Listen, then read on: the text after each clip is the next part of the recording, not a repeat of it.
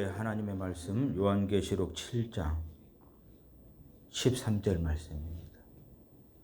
요한계시록 7장 13절 말씀 같이 읽겠습니다. 장로 중 하나가 응답하여 나에게 이르되 이 신옷 입은 자들이 누구며 또 어디서 왔느냐. 요한계시록 7장 9절부터 10절 말씀까지는 허다한 무리의 신옷 입은 이방인 성도들이 하나님과 하나님의 어린 양신 예수 그리스도께 찬송을 올려드리는데, 그 찬송의 내용이 구원은 우리 하나님과 하나님의 어린 양신 예수 그리스도에게만 있습니다 라고 하면서 찬송을 올려드렸습니다. 그리고 이제 요한계시록 7장 11절부터 12절에서는 모든 천사들이, 허다한 무리의 신옷 입은 이방인 성도들이 하나님과 하나님의 어린 양신 예수 그리스도께 찬송을 올려드릴 때 그 찬송에 대해서 아멘 하고 동의를 했습니다. 이 아멘은 시브리식으로서 유대인 성도들과 관계에서 사용되어지는 것이고, 그러하리라는 헬라식으로서 이방인 성도들과 관계에서 사용되어지는데, 그 뜻은 네, 맞습니다, 반드시 그렇게 될 줄 믿습니다 라는 의미입니다. 허다한 무리의 신옷 입은 이방인 성도들이 구원은 하나님과 하나님의 어린 양신 예수 그리스도에게만 있습니다 라고 찬송을 하니까 모든 천사들이 그 찬송에 대해서 아멘, 네, 맞습니다 라는 의미로서 아멘 하면서 동의를 한 것입니다. 그리고 이제 더 나아가서 모든 천사들이 하나님께 찬송을 올려드리는데, 그 찬송의 내용이 무엇이냐면은 12절 말씀에 찬송과 영광과 지혜와 감사와 존귀와 권능과 재능이 우리 하나님께 영원토록 있습니다 라고 하면서 찬송을 올려드리고, 그 다음에 모든 천사들이 자신들의 찬송에 대해서 자신들이 네, 맞습니다 라는 의미로서 아멘 하고 동의를 했습니다. 그 일이 있고 난 다음에 이제 13절 말씀에서 우리 성경에는 빠져 있는데, 영어 성경이나 네슬 아일랜드라고 하는 헬라 원문 성경에 보면은 시간부사 den이 있습니다. 그리고 난 후에, 그런 말이에요. 그리고 난 후에 이제 24장로들 가운데 한 장로가 사도 요한에게 질문을 합니다. 질문을 하는데 질문의 내용이 무엇이냐면은 이 신옷 입은 자들이 누구며 또 어디로부터 왔느냐, 이렇게 질문을 합니다. 그 다음에 이제 14절 말씀 같이 읽겠습니다. 내가 말하기를 내 주여 당신이 아시나이다 하니 그가 나에게 이르되 이는 큰 환난에서 나오는 자들인데 어린 양의 피에 그 옷을 씻어 쉬게 하였느니라. 내가 말하기를, 사도 요한을 의미합니다. 예수님의 12 제자들 가운데 한 분이셨고, 그 다음에 12 사도들 가운데 한 분이셨고, 더 나아가서는 요한복음과 요한 1서, 2서, 3서, 요한계시록을 기록한 저자인 사도 요한입니다. 사도 요한이 말하기를 내 주여 당신이 아시나이다. 여기서 내 주여 그랬는데, 이 주여라는 말은 영어로 the Lord라는 말입니다. 그 다음에 헬라어로는 퀴리오스라는 말이에요. 이 말은 하나님과 하나님의 어린 양신 예수 그리스도께만 사용되는 용어입니다. 진실로 우리의 주님은 천지를 창조하신 창조주 하나님과 하나님의 어린 양신 예수 그리스도이신 줄 믿으시기를 바랍니다. 그런데 경우에 따라서 사람이나 천사들에게 사용되는 경우도 있습니다. 그럴 때는 최고의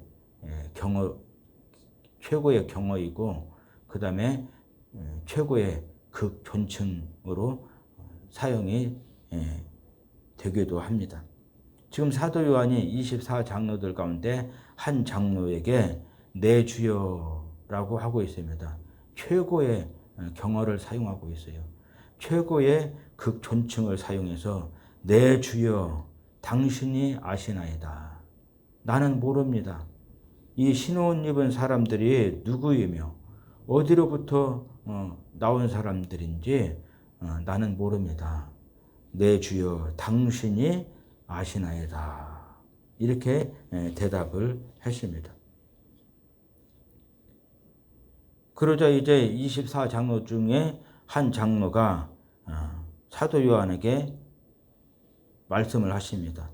그가 나에게 이르되 이는 큰 환난에서 나오는 자들인데 어린 양의 피에서 어린 양의 피에 그 옷을 씻어 쉬게 하였느니라.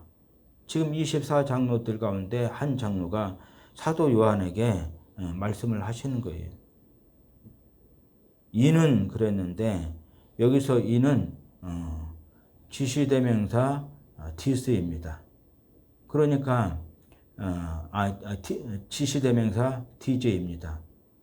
단수가 아니고 복수예요. 그래서 한글 성경에는 이는이라고 번역을 했는데 이는이라고 번역을 하는 것보다는 이들은 이렇게 번역을 하는 것이 더 좋은 번역이 될 수가 있습니다. 이들은 그러면 이들은 누굽니까? 그 13절 말씀에 신혼 입은 자들입니다. 이 신혼 입은 자들이 시고 깨끗한 세마포 옷을 입은 자들이에요. 그런데 그런 자들이 지금 큰 환난에서 나왔다는 거예요. 그러면 여기서 큰 환난이 어떤 환난이냐? 그때가 언제가 될지는 모르지만은 하나님께서 정하신 때가 되면은 우리 주님 반드시 재림을 하십니다. 우리 주님께서 재림을 하실 때는 공중 재림과 지상 재림이 있어요. 이것을 가리켜서 주님의 재림은 재림인데 이중적 재림이라고 하는 것입니다. 공중 재림은 성도들과 관계된 재림입니다. 그래서 예수님께서 공중 재림하실 때는 그 공중 재림은 성도들과 관계된 재림이시기 때문에 주께서 큰 호령과 그 다음에 천사장의 소리와 하나님의 나팔 소리 가운데서 공중 재림하십니다. 그때 이제 그리스도 안에서 먼저 죽은 성도들이 잠자고 있다가 주님의 공중 재림의 소식을 듣고 깨어나게 됩니다. 그리고 변화를 받게 되고 들림받아서 공중에서 주님을 영접을 하게 됩니다. 그리고 믿음 생활 잘하고 있는 살아서 믿음 생활 잘하고 있는 성도들도 변화를 받고 들림받아서 공중에서 주님을 영접을 하게 됩니다.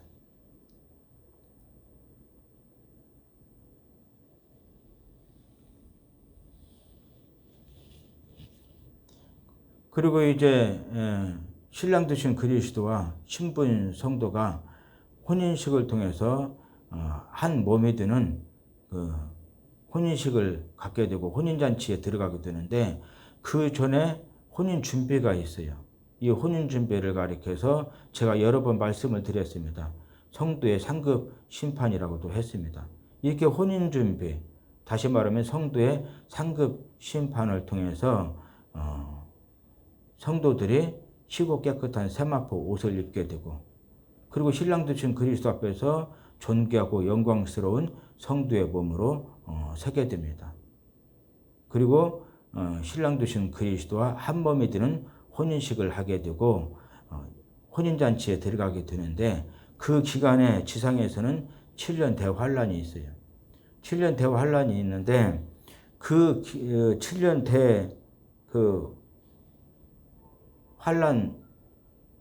환란도 전 3년 반이 있고 후 3년 반이 있습니다.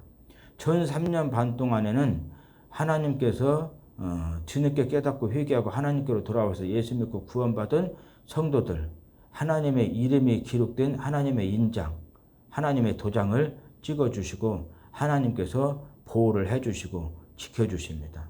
해를 당하지 않도록 지켜주셔요. 그러나 이제 후 3년 반 때는 더 좋은 부활에 참여할 수 있도록 하시기 위해서 하나님께서 탄압을 허락하시고 순교를 허락하십니다. 그래서 그때는 성도들이 짐승의 표 666을 받지 않고 그 다음에 짐승 적그리스도와 짐승 적그리스도의 우상에게 절하지 않고 그래서 그것 때문에 매매를 하지 못하게 됩니다. 경제 활동을 하지 못하게 돼요. 그 다음에 도망자로 살게 됩니다. 그러다가 결국에는 붙잡혀서 예수 믿는 믿음을 버리도록 불고문을 당하고 그럼에도 불구하고 끝까지 믿음 지키다가 순교를 하게 됩니다. 그렇게 해서 불신앙과 죄악된 세상으로부터 구별된 자들을 의미를 하는 것입니다. 짐승 적그리스도와 그 다음에 짐승 적그리스도의 우상에게 절하지 않고 그것들로부터 구별된 자들이에요.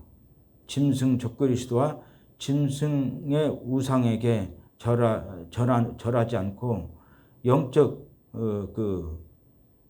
음행으로부터 우상 숭배로부터 벗어난 자들이고 구별된 자들을 의미를 하는 것입니다. 그런데 그분들이 그 전에 어린 양의 피에 그 옷을 씻어 쉬게 했다는 것입니다. 이게 무슨 말이냐면은 예수님의 공중 재림하실 때 잠자고 있는 성도들이 깨어나서 변화를 받고 들림받아서 공중에서 주님을 영접을 하게 됩니다. 그리고 믿음 생활 잘하고 있는 성도들, 살아서 믿음 생활 잘하고 있는 성도들도 변화를 받아서 들림받고 공중에서 주님을 영접을 하게 됩니다. 그리고 난 다음에 혼인 준비를 하고 혼인식을 통해서 혼인잔치에 들어가게 돼요. 그 기간에 이제 지상에서는 7년 대환란이 시작되는데 지상에 있는 불신자들 가운데서 뒤늦게 깨닫고 회개하고 하나님께로 돌아와서 예수 믿고 구원받는 성도들이 있어요. 예수님 공중 재림할 때는 불신앙과 죄악 가운데 있었습니다. 그래서 들림받지 못하고 주님을 영접하지 못하고 지상에 남아있는 자들이에요. 그런데 뒤늦게 깨닫게 되고 옷을 벗게 됩니다. 자기들의 옷을 벗게 돼요. 불신앙과 죄악의 옷을 벗어버리고 회개하고 하나님께로 돌아와서 하나님의 어린 양신 예수 그리스도를 믿고 영접을 합니다. 신앙과 거룩함의 옷으로 덧입혀지게 되는 것입니다. 지금 그 말씀을 하는 거예요.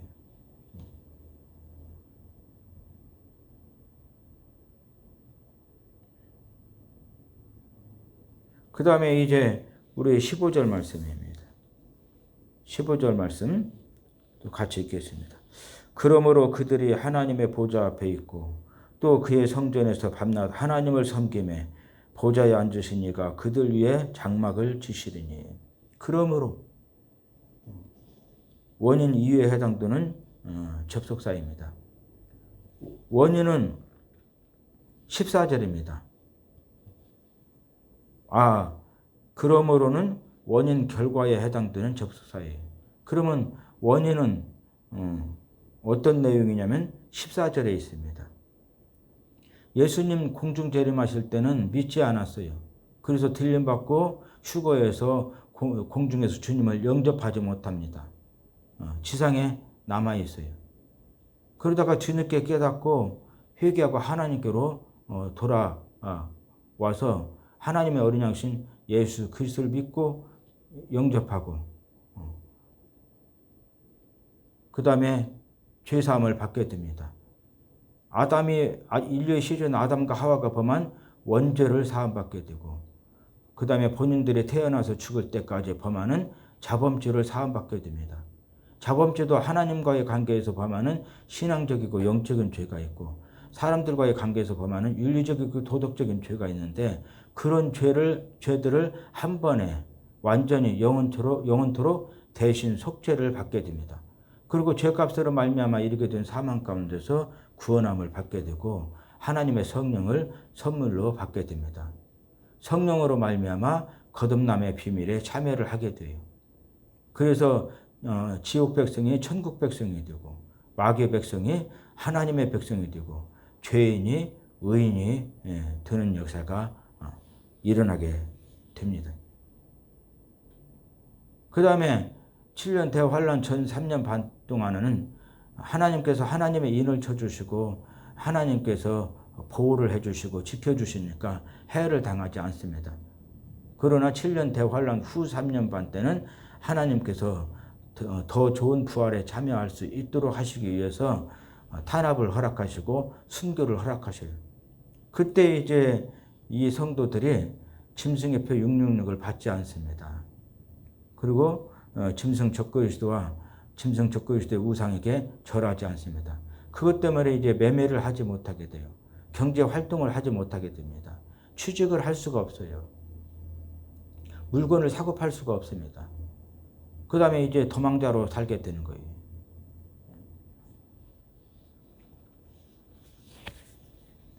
그러다 결국에는 붙잡혀서 예수 믿는 믿음을 버리도록 고문을 당하고,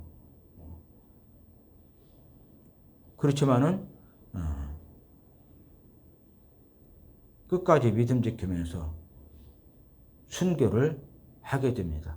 그렇게 해서 짐승 적그리스도와 짐승 적그리스도의 우상에게 절하는 영적 음행으로부터 믿음을 지키고 구별된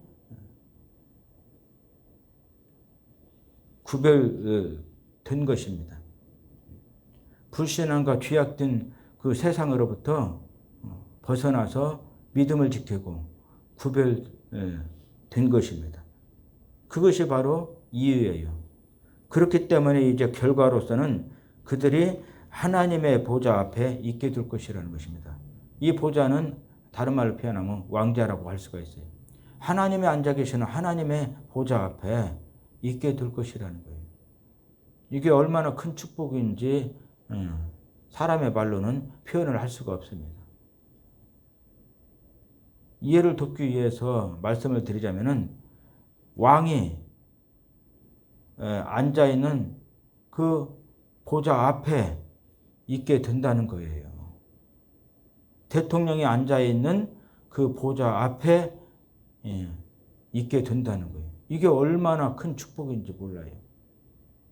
한 나라 대통령이 앉아있는 그 보좌 앞에 있게 되는 것도 축복인데, 하물며 하나님이 앉아 계시는 모든 왕들 가운데서 왕이신 만왕의 왕 하나님께서 앉아 계시는 하나님의 보좌 앞에 있게 될 것이라는 거예요. 어마어마한 축복을 받게 될 것이라는 것이죠. 그 다음에 또 그의 성전에서 밤낮 하나님을 섬김에 그래서요. 그의 성전, 다른 말로 표현하면 새하늘과 새 땅, 즉 하나님의 나라 천국을 의미합니다. 그의 성전에서 새하늘과 새 땅, 즉 하나님의 나라 천국에서 밤낮 하나님을 섬기게 될 것이라는 거예요. 하나님을 찬송하고 하나님을 예배하고 하나님과 동행하는 자들이 될 것이라는 것입니다. 이게 얼마나 큰 축복이겠어요. 사람의 말로는 다 표현할 수 없는 어마어마한 축복이라고 할 수 있겠습니다. 그 다음에 이제 더 나아가서는 보좌에 앉으신 이가 그들 위에 장막을 치실 것이라는 거예요. 보좌에 앉아 계신 하나님께서 그들 위에, 앞에 신은 입은 성도들을 의미를 합니다. 7년 대환란 후 3년 반 때 수많은 그 탄압과 미혹에도 불구하고 끝까지 믿음직하다가 순교하고 그렇게 해서 짐승 적그리스도와 그의 우상에게 절하지 않고 영적 음행을 범하지 않고 그것들로부터 벗어난 신혼 입은 성도들을 의미를 합니다. 불신앙과 죄악된 세상으로부터 끝까지 믿음을 지키다가 순교하고 그것들로부터 벗어나고 구별된 그 신혼 입은 성도들을 의미합니다. 그들 위에 보좌에 앉아 계시는 하나님께서 그들 위에 장막을 쳐주실 것이라는 거예요. 여기서 장막은 다른 말로 표현하면 새하늘과 새 땅, 즉 하나님의 나라 천국을 의미를 합니다. 이 장막은 텐트라는 말인데 문자적으로 보는 것보다는 상징적으로 보는 것이 좋아요. 하늘나라 천국에서 하나님이 신혼 입은 성도들 위에 텐트를 쳐주신다. 문자적으로 텐트를 쳐주신다. 천막을 쳐주신다. 그런 의미가 아니고 새하늘과 새 땅, 즉 하나님의 나라 천국을 허락해 주실 것이라는 것입니다. 그런 그 복을 받게 될 것이라는 거예요. 그 다음에 이제 16절 말씀입니다. 16절 말씀 또 같이 읽겠습니다. 그들이 다시는 줄이지도 아니하며 목마르지도 아니하고 해나 아무 뜨거운 기운에 상하지도 아니하리니. 그들이 신혼 입은 성도들입니다. 그들이 다시는 영원토록 굶주리지 않게 될 것이라는 거예요. 그 다음에 목마르지도 않게 될 것이라는 거예요. 그 다음에 낮에 뜨거운 햇빛 때문에 고통당하는 일도 없게 될 것이라는 것입니다. 더 나아가서는 아무 뜨거운 기운에 상하지도 않게 될 것이라는 거예요.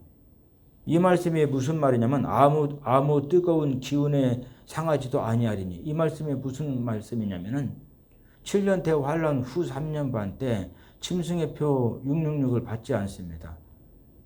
짐승 적그리스도와 짐승 적그리스도의 우상에게 절하지 않고 섬기지 않습니다. 오직 하나님과 하나님의 어린 양이신 예수 그리스도만 믿고 섬기는 깨끗한 믿음, 순수한 믿음, 순결한 믿음을 가지고 순결하게 사는 그 성도들이에요.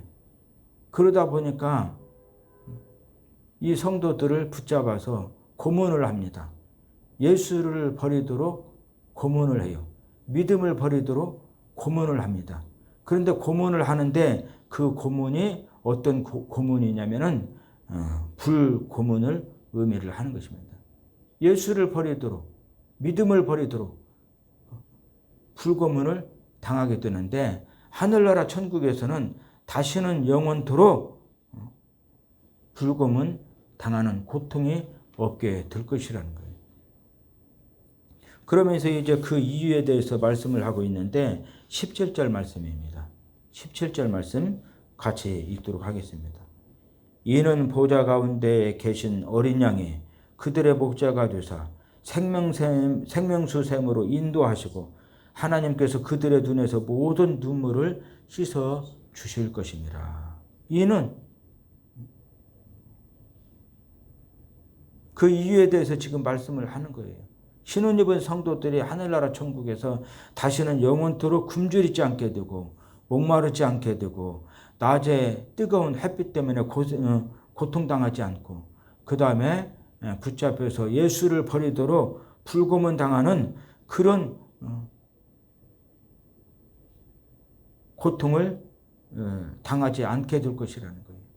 그러면서 그 이유가 무엇이냐면은 이는 보좌 가운데 계신 어린 양이 그랬어요.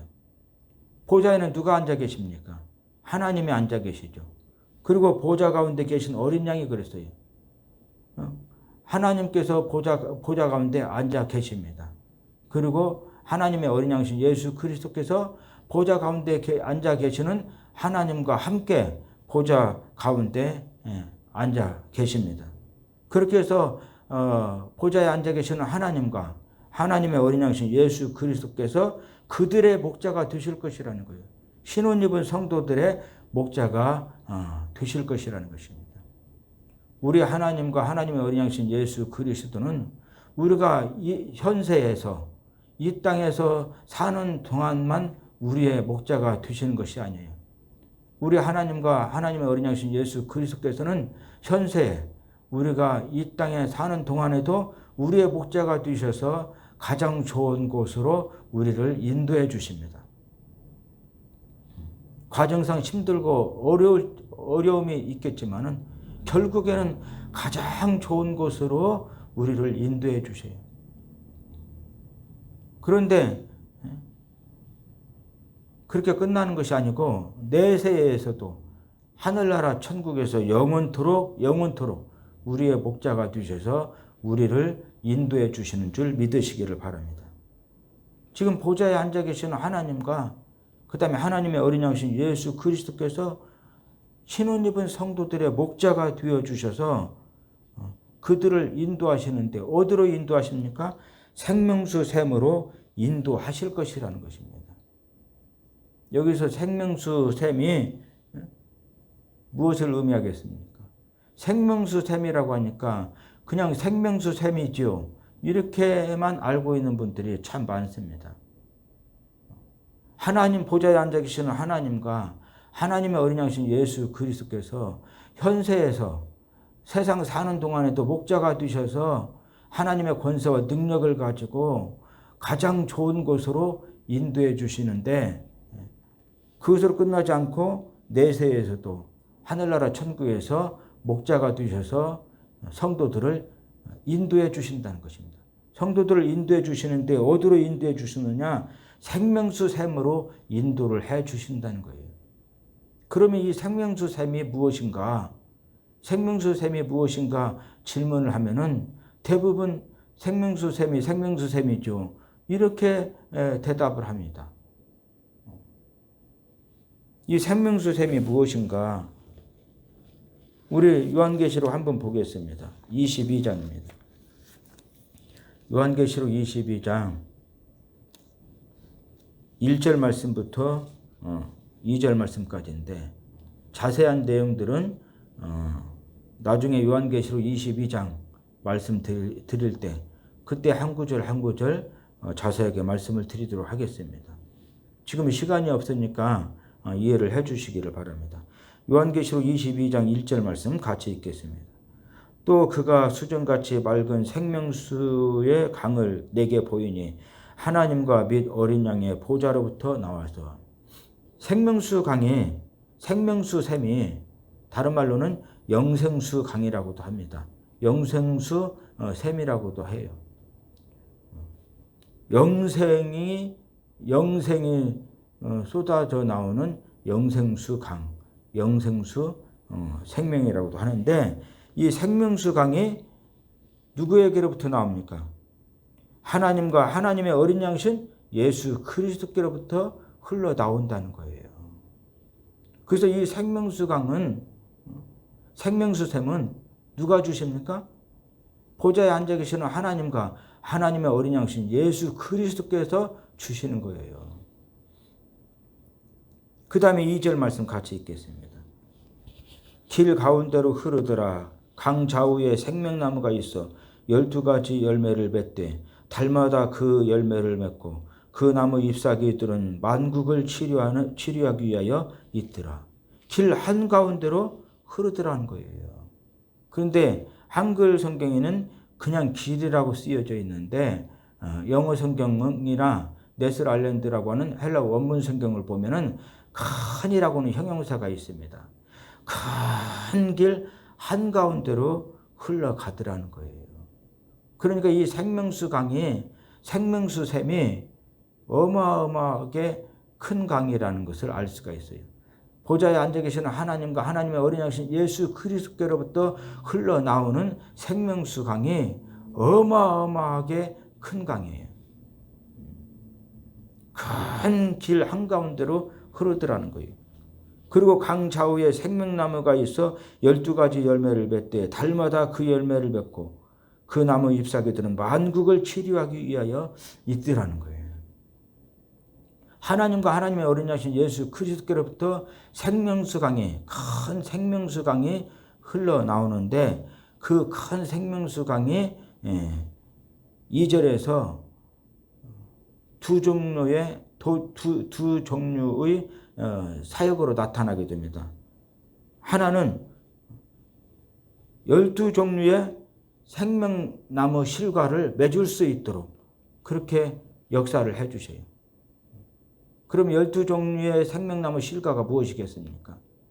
다른 말로 표현하면은 12종류의 성령의 열매들이라고 할 수가 있어요. 갈라디아서 5장에 보면은 성령의 열매가 9가지가 있습니다. 우리 시간이 좀 지나가겠지만은 중요한 말씀이니까 한번 찾아보겠습니다. 갈라디아서 5장입니다. 갈라디아서 5장 22절 말씀 같이 읽겠습니다. 오직 성령의 열매는 사랑과 희락과 화평과 오래 참음과 자비와 양선과 충성과 온유와 절제니 이 같은 것을 금지할 법이 없느니라. 성령의 열매가 9가지가 나옵니다. 그래서 하나님과 하나님의 어린 양신 예수 그리스도께부터 흘러나오는 큰 생명수 강이 역사를 하게 되는데 어떻게 역사를 하느냐면 달마다 12종류의 열매를 맺을 수 있도록 역사를 해 주십니다. 그래서 하늘나라 천국에서는 모든 성도들이 달마다 12종류의 성령의 열매를 맺게 되고 성령의 열매로 살게 되는 거예요. 그런데 그 가운데서 성령의 열매 중에 9가지는 갈라디아서 5장 22절 23절에서 확실하게 말씀을 하고 있습니다. 사랑과 희락과 화평과 오래 참음과 자비와 양선과 충성과 온유와 절제라는 거예요. 우리가 우리의 힘과 노력으로 사랑하고 기뻐하고 평화를 누리고 오래 참고 자비하고 양선과 충성과 온유와 절제로 사는 것은 힘들어서 살 수가 없습니다. 사람의 몸을 입은 인간들 가운데서는 어느 누구도 인간들의 힘과 노력으로 이런 삶을 살 수가 없어요. 그냥 부분적인 삶이고 잠깐의 삶이지 이런 삶을 살 수가 없습니다. 1년 365일, 1년 12달 영원토록 이런 삶을 살 수가 없어요. 그러나 하늘나라 천국에서는 하나님과 하나님의 어린 양신 예수 그리스도께로부터 흘러나오는 큰 생명수강, 큰 생수의 강, 성령께서 역사하셔서 1년 12달, 365일 영원토록 성령의 열매를 맺게 하시고 성령의 열매로 살 수 있도록 도와주십니다. 우리가 사는 것이 아니고 성령께서 우리 안에 충만하게 임하셔서 우리로 하여금 성령의 열매를 맺게 해주시고 그 다음에 1년 365일, 1년 12달 영원토록 성령의 열매로 살 수 있도록 해주시기 때문에 전혀 힘이 들지 않습니다. 하나님의 은혜로 살 수가 있게 되는 거예요. 성령의 열매는 크게 12가지가 있는데 시간 관계상 갈라디아서 5장에 있는 9가지만 말씀을 드렸습니다. 나머지 3가지에 대해서는 다음에 기회가 있을 때 그때 성경을 찾아서 말씀을 드리도록 하겠습니다. 다시 요한계시록 22장 2절로 돌아가서 길 가운데로 흐르더라. 큰 길 가운데로 흐르더라. 강 좌우에 생명나무가 있어 12가지 열매를 맺되 달마다 그 열매를 맺고 하나님과 하나님의 어린 양신 예수 그리스도께로부터 생수의 강이 흘러나오는데 그 생수의 강이 큰 생수의 강입니다. 그러니까 하나님과 하나님의 어린 양신 예수 그리스도께로부터 성령이 나타나시고 역사를 하시는데 아주 크게 나타나시고 역사하시고 충만하게 나타나시고 역사하신다는 의미입니다. 그런데 2절에 보니까 충만하게 역사하시되 구체적으로 어떻게 역사를 하시느냐면 달마다 1년 365일 영원토록 12종류의 열매로 나타나시고 역사를 하신다는 거예요. 그렇게 해서 우리로 하여금 성령의 열매로 날마다 1년 365일 1년 12달 영원토록 살 수 있도록 해 주신다는 것입니다. 그 다음에 그 나무 잎사귀들은 만국을 치료하기 위하여 있더라. 하늘나라 천국에서는 다시는 타락이 없습니다.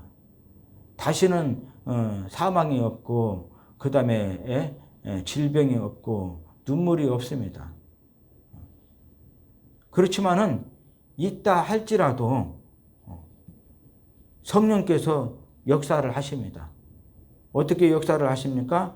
그 나무 잎사귀들은 만국을 치료하기 위하여 있더라. 모든 만물들을 새롭게 소생시키시고 회복시키시는 치유사역으로 역사를 하셔서 모든 만물들이 날마다 영원토록 새 것으로 새로운 모습으로 새롭게 변화된 모습으로 살 수 있도록 그렇게 역사를 해 주십니다. 그래서 요한계시록 22장 1절에는 이 생명수강이 되시는 성령이 충만하게 나타나시고 역사하시는데 누구에게로부터? 하늘나라 천국의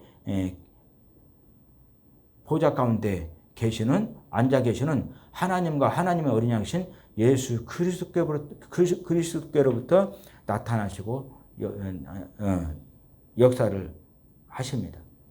그 다음에 요한계시록 22장 2절에서는 그 성령께서 크게 역사를 하시는데 구체적으로 어떻게 역사를 하셨느냐면은 성령의 열매를 맺게 하셔서 성령의 열매로 살게 하시고 그 다음에 하늘나라 천국에서는 타락도 없고 죄도 없고 눈물도 없고 사망도 없지만은 있다 할지라도 모든 것을 새롭게 하시고 모든 것을 소생시키시고 새롭게 하시는 치유사역으로 역사를 하셔서 영원토록 새로운 모습으로 살 수 있도록 해주시는 것입니다. 하나님 신격으로는 하나님이 아니지만은 하나님과 같은 모습으로 변화를 받아서 하나님과 같은 그 존재로 살 수 있도록 그렇게 역사를 해 주시는 것입니다. 그 다음에 이제 우리 또 한번 또 성경 말씀을 찾아서 읽어보도록 하겠습니다. 요한복음 4장입니다. 요한복음 4장 10절 말씀 같이 읽겠습니다. 예수께서 대답하여 이르시되 내가 만일 하나님의 선물과 또 내게 물 좀 달라 하는 이가 누구인 줄 알았더라면 내가 그에게 구하였을 것이요 그가 생수를 내게 주었으리라. 여기서 생수를 주시는데 누가 주십니까? 하나님의 아들이신 예수 그리스도께서 주시는 것입니다. 이 생수를 생수의 강이라고도 하고 그 다음에 생명수 샘이라고도 하고 그러는 것입니다. 그 다음에 이제 13절 말씀 또 같이 읽겠습니다. 예수께서 대답하여 이르시되 이 물을 마시는 자마다 다시 목마르려니와. 그 다음에 14절요. 내가 주는 물을 마시는 자는 영원히 목마르지 아니하리니 내가 주는 물은 그 속에서 영생하도록 솟아나는 샘물이 되리라. 영생하도록 솟아나는 이 샘물, 영생수 샘물, 생명수 샘물, 이건 누가 주십니까? 내가 주는 물은 그 속에서 영생하도록 솟아나는 샘물이 되리라. 하나님의 아들이신 예수 그리스도께서 주시는 것입니다. 요한계시록 22장 1절에 생명수 강이 누구에게로부터 흘러나왔습니까? 보좌에 앉아 계시는 하나님과 하나님의 어린 양이신 예수 그리스도께로부터 충만하게 흘러 나온다고 말씀을 하고 있습니다. 그런데 요한복음 4장에도 보니까 영생하도록 솟아나는 샘물이 있는데 이 영생하도록 솟아나는 샘물을 누가 주신다고요? 하나님의 아들이신 예수 그리스도께서 주신다는 거예요. 그 다음에 이제 또 한번 찾아보겠습니다. 요한계시록 7장입니다. 요한계시록 7장.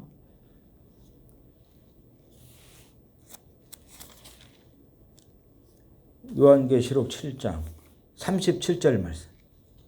같이 읽겠습니다. 명절 끝날 곧 큰 날에 예수께서 서서 외쳐 이르시되 누구든지 목마르거든 내게로 와서 마시라. 그러면서 38절 말씀이에요. 나를 믿는 자는 성경의 이름과 같이 그 배에서 생수의 강이 흘러나오리라 하시니라.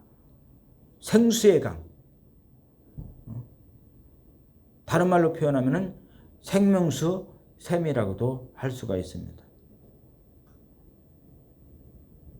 그런데 이 생수의 강 또는 생명수 샘물이 39절에서 어떻게 말씀을 하고 있습니까? 39절 말씀 같이 읽겠습니다. 이는 그를 믿는 자들이 받을 성령을 가리켜 말씀하신 것이라. 예수께서 아직 영광을 받지 않으셨으므로 성령이 아직 그들에게 계시지 아니하시더라. 이는 그러니까 생수의 강을 의미를 합니다. 이 생수의 강은 그를 믿는 자들이 받을 성령을 가리켜 말씀하신 것이라. 하나님의 아들이신 예수 그리스도를 믿고 영접하게 되면 죄사함을 받게 되고 죄값으로 말미암아 이르게 된 사망 가운데서 구원함을 받게 되고 하나님의 성령을 선물로 받게 되는데 그 성령을 가리켜서 생수의 강이라고 말씀을 하고 있고 생명수 샘물이라고 말씀을 하고 있는 것입니다. 이제 다시 요한계시록 7장 17절 말씀으로 돌아가서 요한계시록 7장 17절 말씀입니다.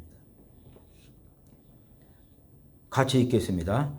이는 보좌 가운데 계신 어린 양이 그들의 목자가 되사 생명수 샘으로 인도하시고 하나님께서 그들의 눈에서 모든 눈물을 씻어 주실 것입니다.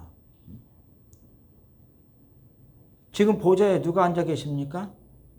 성부 하나님께서 앉아 계셔요. 그 다음에 보좌 가운데 앉아 계시는 성부 하나님과 함께 앉아 계시는 분이 누굽니까? 하나님의 어린 양이신 예수 그리스도이십니다. 그래서 보좌에 앉아 계시는 하나님과 하나님의 어린 양이신 예수 그리스도께서 누구의 목자가 되신다고요? 신혼 입은 성도들의 목자가 되신다는 거예요. 동시에 많은 탄압과 미혹이 있다 할지라도 끝까지 믿음 지키면서 사는 저와 여러분들에게도 목자가 되어주실 줄 믿습니다. 목자가 되어주시는데 현세에서 이 땅 사는 동안만 목자가 되셔서 좋은 곳으로 인도하시는 것이 아니고 내세에서 하늘나라 천국에서도 목자가 되셔서 영원토록 인도해 주시는 줄 믿으시기를 바랍니다. 보좌에 앉아 계시는 하나님과 하나님의 어린 양이신 예수 그리스도께서 신혼 입은 성도들의 목자가 되셔서 그들을 인도하시는데 지금 여기는 배경이 어디입니까? 내세입니다. 하늘나라 천국입니다. 하늘나라 천국에서도 인도를 목자가 되셔서 인도를 해주시는데 어디로 인도를 해주십니까?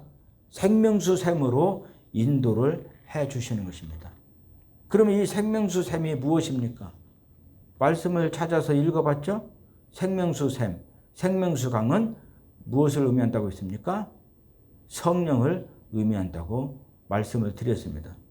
지금 보좌에 앉아 계시는 하나님과 하나님의 어린 양이신 예수 그리스도께서 내세에 하늘나라 천국에서도 목자가 되셔서 인도를 해주시는데 어디로 인도를 해주시느냐면 생명수 샘으로 인도를 해주실 것이라는 거예요. 성령님께로 인도를 해주실 것이라는 것입니다. 그리고 이제 하나님께서 그들의 눈에서 모든 눈물을 씻어 주실 것이라는 거예요. 여기서 하나님은 이제 어떤 하나님이시겠습니까? 삼위일체 하나님이신 줄 믿으시기를 바랍니다. 보좌에 앉아 계시는 하나님과 하나님의 어린 양이신 예수 그리스도께서 신혼 입은 성도들의 목자가 되셔서 그 성도들을 생명수 샘으로 인도를 해 주셨어요. 생수의 강음으로 인도를 해 주십니다. 성령께로 인도를 해 주십니다. 그렇기 때문에 여기서 하나님께서 이 말씀은 삼위일체 하나님을 의미한다고 볼 수가 있습니다. 성부 하나님, 성자 하나님이신 예수 그리스도, 성령님, 이렇게 삼위일체 하나님께서 그들의 눈에서 모든 눈물을 씻어 주실 것이라는 거예요. 신혼 입은 그 성도들의 눈에서 모든 눈물을 씻어 주실 것이라는 거예요. 신혼 입은 성도들이 7년 대환란 전 3년 반 때는 하나님의 인을 받고 하나님께서 지켜주시고 보호해주시고 그러니까 해를 당하지 않습니다. 그러나 7년 대환란 후 3년 반 때는 하나님께서 더 좋은 부활에 참여할 수 있도록 하시기 위해서 탄압을 허락하시고 순교를 허락하십니다. 그래서 그때는 이제 탄압을 당하게 되고 순교를 당하게 됩니다. 짐승의 표 666을 받지 않게 되고 짐승 적그리스도와 짐승 적그리스도의 우상에게 절하지 않고 오직 하나님과 하나님의 어린 양이신 예수 그리스도만 믿고 섬기는 깨끗한 믿음, 순수한 믿음, 순결한 믿음을 지키면서 그 믿음으로 사는 순결한 그 성도들이에요. 그러다 보니까 매매를 하지 못하게 되죠. 경제 활동을 하지 못하게 되죠. 그 다음에 또 어떻게 됩니까? 도망자로 살게 되죠. 그래서 그런 과정에서 얼마나 많은 그 굶주림의 고통이 있었겠어요. 얼마나 그 목마름의 고통이 있었겠냐고요. 얼마나 낮에 뜨거운 해 때문에 고통을 당했겠습니까? 그 다음에 붙잡혀서 예수 믿는 믿음을 버리도록 고문을 당하는데 특히 불고문을 당하면서 얼마나 많은 고통을 당했겠습니까? 그런데 이제 하늘나라 천국에서는 삼위일체 하나님께서 그들의 하나님이 되셔서 그들의 눈에서 모든 눈물들을 씻어 주실 것이라는 거예요. 이 땅 살면서 믿음 지키기 위해서 굶주렸던 그 고통의 눈물을 씻어주시고 그 다음에 목마름의 눈물도 씻어주시고 낮에 뜨거운 햇빛 때문에 고통당하는 그 눈물을 씻어주시고 그 다음에 붙잡혀서 예수 믿는 믿음을 버리도록 불고문 당하면서 흘렸던 그 모든 눈물들을 다 씻어 주실 것이라는 거예요. 그리고 하나님 앉아 계시는 하나님의 보좌 앞에서 하나님을 직접 뵙고 예배드리면서 영생 복락 누릴 수 있도록 복을 주시겠다는 것입니다. 기도합니다.